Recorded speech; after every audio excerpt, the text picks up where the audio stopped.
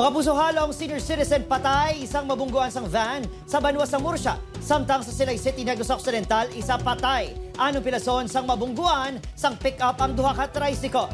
Nakatutok Aileen Pedreso.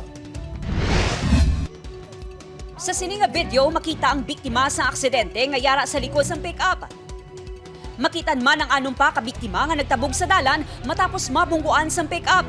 Natabo ang aksidente sa Barangay 5, Silay City, Lunes ng hapon. Sa imbestigasyon sa Silay City Police, nagabiyahe sa parehong nga direksyon ang tricycle sa ginpahayag na bungguan sa pick-up. Nagibuhi ang motor, nagprino siya, but ang aton nga victim, wala siya kahingagaw prino, and that's why nga fatal ang pagbunggo.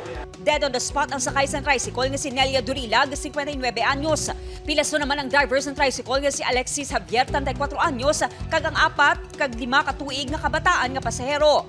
Pilason man ang driver ng isa pa ka tricycle nga si Belen G. Lubiano, 54 anyos. Pasahero sini nga si Divina Cucoba, kag e-bike driver nga si Olderico Pinuela.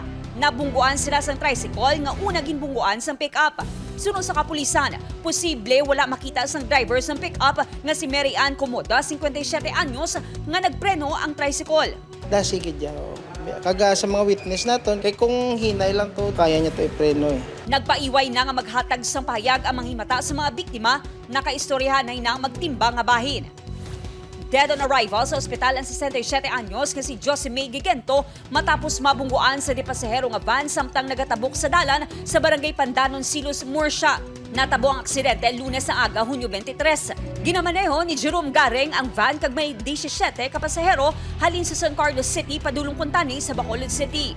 Ang pagtabok niya, ma'am, sunod sa driver kaya sa mga sakay sang ba nagpondo ko siya sa lungap driver sa taningan ikawan sa driver doon na po siya sa bus. Wala na sang plano nga magpasakas ang kaso ang manghimata sang biktima batok sa driver sang van.